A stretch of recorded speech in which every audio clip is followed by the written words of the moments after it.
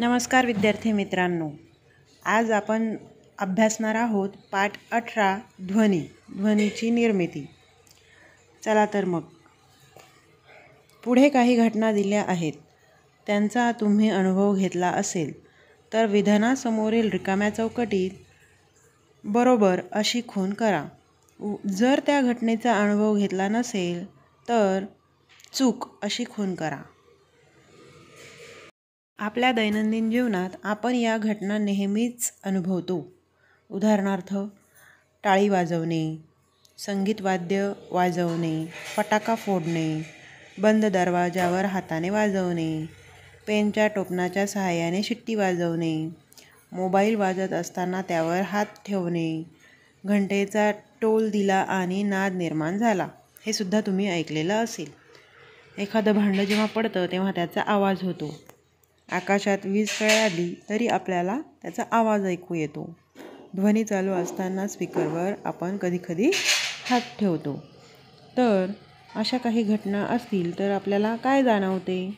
स्पीकरवर हात ठेवल्यानंतर आपल्याला कंपने जाणवतात, व्हायब्रेशन्स जाणवतात, बरोबर आहे ना? वरील उदाहरणांवरून आपल्या लक्षात येते की विविध घटनांमुळे ध्वनी निर्माण झाला। काही उदाहरणांत वस्तू कंप पावल्यामुळे ध्वनी निर्माण झाला। उदाहरणार्थ, घंटा, वाद्याची तार किंवा पडदा, फटाका वाजवणे, टाळी वाजवणे, वीज कडकडणे। अशा काही उदाहरणांमध्ये कंपन प्रत्यक्ष जाणवत नाही, पण तेथेही कंपने निर्माण होतात। ही सर्व कंपने हवेतील रेणूंना दिली जातात आणि ध्वनी निर्माण होतो। तळ्यातील संथ पाण्यात दगड फेकला तर लाटा निर्माण होतात आणि त्या काठापर्यंत जाताना तुम्ही पाहिल्या असतील। कंपने अशीच हवेतून आपल्यापर्यंत पोहोचतात आणि आपल्याला ध्वनी ऐकू येतो।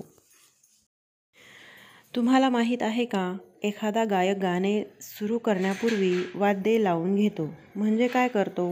एखादा गायक गाणे सुरू करण्यापूर्वी तंबोऱ्याच्या तारांचा ताण कमी जास्त करून स्वर लावून घेतो। तबलजी त्याच्या तबल्याच्या खिट्ट्या ठोकून चामड्याचा ताण वाढवतो किंवा कमी करतो व स्वर लावून घेतो।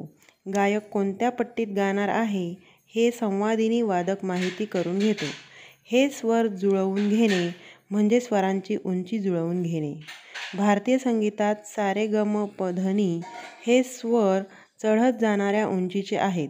विज्ञानाच्या परिभाषेत त्या उंचीला वारंवारिता असे म्हणतात।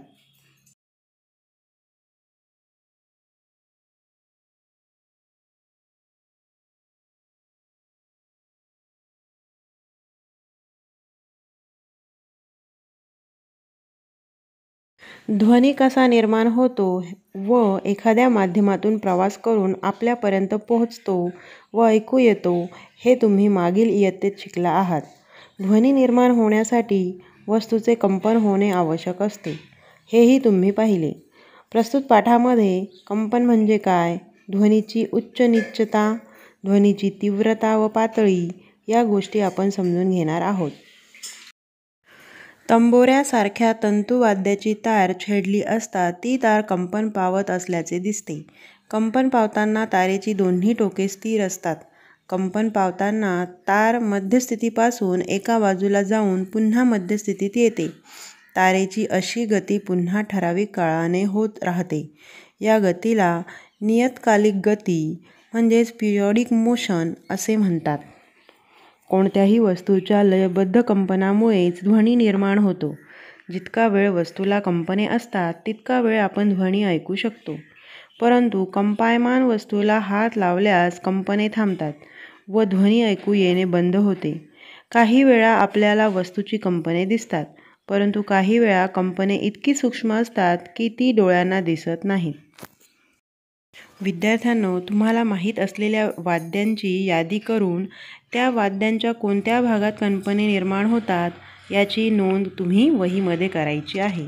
ध्वनी निर्माण करणाऱ्या अशा कंपनांचा अभ्यास एका साध्या दोलकाच्या सहाय्याने करता येतो। आता बघूया दोलक, दोलन व दोलन गती। बागेत झोपाळ्यावर झोके घेत असलेली मुले तुम्ही पाहिली असतील। असे झोके घेत असणाऱ्या झोपाळ्याच्या गतीचे काळजीपूर्वक निरीक्षण करा। बागेतील एका झोपाळ्याजवळ जाऊन तो स्थिर असताना त्याच्या खाली जमिनीवर एक खूण करा. या खुणेला तुम्ही झोपाळ्याची मध्यस्थिती म्हणू शकता. आता झोपाळ्याला एक जोरदार झोका द्या व झोपाळ्याचे निरीक्षण करा. झोपाळा एका टोकापासून दुसऱ्या टोकाकडे पुन्हा पुन्हा मध्यस्थिती ओलांडताना दिसेल. अशा प्रकारे पुन्हा पुन्हा पुढे मागे होणारा झोपाळा हा एक दोलक आहे. झुलणारा झोपाळा एका टोकाकडून दुसऱ्या टोकापर्यंत जाऊन पुन्हा पहिल्या टोकापर्यंत येतो, तेव्हा झोपाळ्याचे एक दोलन पूर्ण होते. मध्यस्थितीमधून पुन्हा पुन्हा पुढे मागे होणारी दोलकाची गती म्हणजे दोलन गती होय. एक रिकामे चिनी मातीचे भांडे किंवा स्टीलचा रिकामा पेला घ्या. त्यावर एक रबर बँड चित्रात दाखवल्याप्रमाणे ताणून बसवा. आता रबर बँडला झटका द्या. कमी अधिक बल वापरून हीच कृती पुन्हा पुन्हा करा. हे करताना रबर बँड जास्तीत जास्त कुठपर्यंत ताणला जातो याचे निरीक्षण करा. येणाऱ्या ध्वनीची नोंद घ्या व बाजूला दिलेल्या आकृतीबरोबर तुलना करा.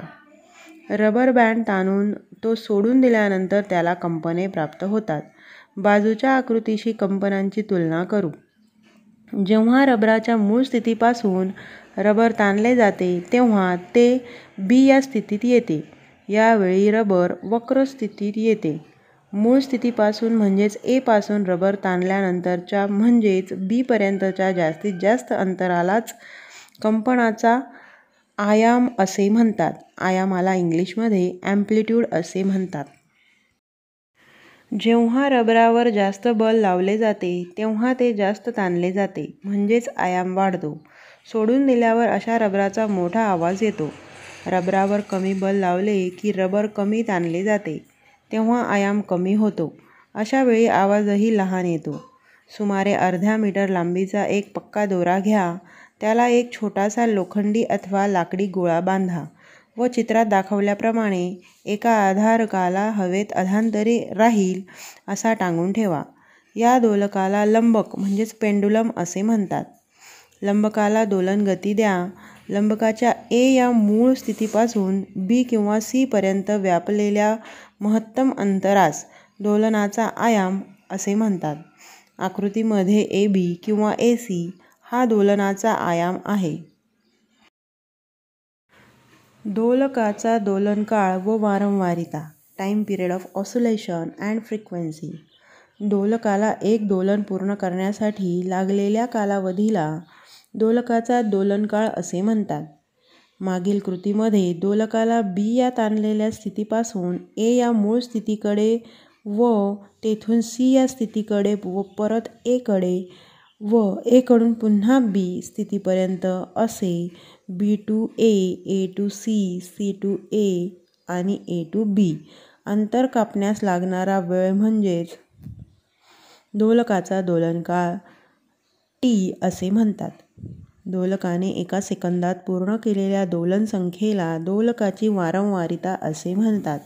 मागील कृतीत B to A to C, C to A आणि ए टू बी हे अंतर म्हणजे एक दोलन होय. वारंवारितेचे सूत्र म्हणजे वारंवारिता एन बरोबर 1 दोलकाचा दोलनकाळ म्हणजेच कॅपिटल टी, म्हणजेच एन बरोबर 1/T. या सूत्राने आपण वारंवारिता काढू शकतो. एका सेकंदात किती दोलने झाली याचे वारंवारिता हे एकक आहे. वारंवारिता ही हर्ट्झमध्ये व्यक्त करतात. उदाहरणार्थ 1 हर्ट्झ म्हणजे एका सेकंदात 1 दोलन. 100 हर्ट्झ म्हणजे एका सेकंदात 100 दोलने होय. आता आपण एक कृती करणार आहोत. प्लास्टिकची एक मोजपट्टी घेऊन चित्रात दाखवल्याप्रमाणे टेबलावर अशी दाबून धरा की जेणेकरून पट्टीचा बराचसा भाग बाहेर राहील. आता तुमच्या मित्राला पट्टीचा मोकळा भाग खालच्या दिशेत दाबून सोडण्यास सांगा. तुम्हाला काय दिसते याचे निरीक्षण करा. आता तुम्ही पट्टीच्या अशा बिंदूवर बोटाने दाबा जेणेकरून पट्टीचा आवाज बंद होईल. आता पट्टी 10 सेमी आत घेऊन पुन्हा मूळ कृती करा. पहिल्या व दुसऱ्या आवाजात येणाऱ्या फरकाची नोंद घ्या. वारंवारिता व आवाजाच्या उंचीत फरक पडतो, तेही लक्षात घ्या. पट्टीच्या मोकळ्या भागाची लांबी कमी कमी करून काय होते याचीही नोंद करा.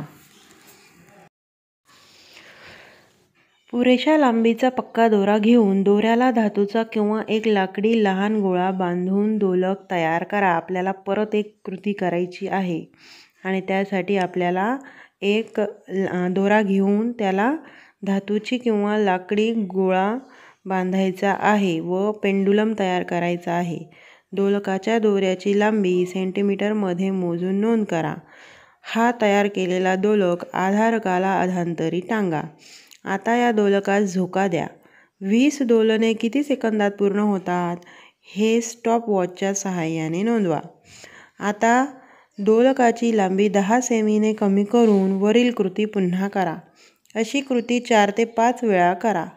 प्रत्येक वेळी दोलकाची लांबी 10 सेमीने कमी करून येणाऱ्या नोंदी पुढील सारणीत नोंदवा व वारंवारितेचे मापन करा. आता दोलकाची लांबी 30 सेमी कायम ठेवून एका दोलनासाठी आयाम कमी कमी करून 20 दोलनांसाठी लागणारा कालावधी मोजा आणि दोलकाचा दोलनकाल व वारंवारिता काढून पहा. त्यासाठी हा पुढील तक्ता पूर्ण करायचा आहे. दोलकाचा दोलनकाल हा दोलकाच्या लांबीवर अवलंबून असतो. दोलकाची लांबी वाढवल्यास दोलकाचा दोलनकालही वाढतो. आयाम कमी अधिक झाला तरी वारंवारिता कायम राहते. आता बघूया ध्वनीची उच्च नीचता, high and low pitch of sound. आता आपल्याला यासाठी सुद्धा परत एक कृती करून बघायची आहे. चित्रात दाखवल्याप्रमाणे सुमारे 80 ते 90 सेमी लांब व 5 सेमी रुंद अशी एक फळी घ्या. त्यावर दोन्ही टोकांकडून काही सेमी सोडून 2 खिळे हातोडीच्या सहाय्याने ठोका. त्या 2 खिळ्यांदरम्यान एक बारीक तार ताणून पक्की करा. चित्रात दाखवल्याप्रमाणे खिळ्यांजवळ तारेखाली दोन्ही बाजूंनी लाकडी किंवा प्लास्टिकचा एक त्रिकोणी ठोकळा सरकवा व हलकेच तार छेडा. तुम्हाला आवाज आला का? ती तार कंपित होते याचे निरीक्षण करा. आता लाकडाचे 2-3 छोटे चौकोनी ठोकळे एका बाजूच्या त्रिकोणी ठोकळ्याखाली असे सरकवा की ते तारेच्या लांबीत काही फरक पडणार नाही. लाकडाच्या ठोकळ्यामुळे तारेतील तणावात काही फरक पडतो का याचे निरीक्षण करा. आता बोटाच्या सहाय्याने तारेला छेडा व ध्वनी ऐका. तसेच तारेचे कंपनही पहा. कंपनांच्या वारंवारितेमध्ये काय फरक जाणवतो याची नोंद घ्या. नोंदीवरून काय आढळेल?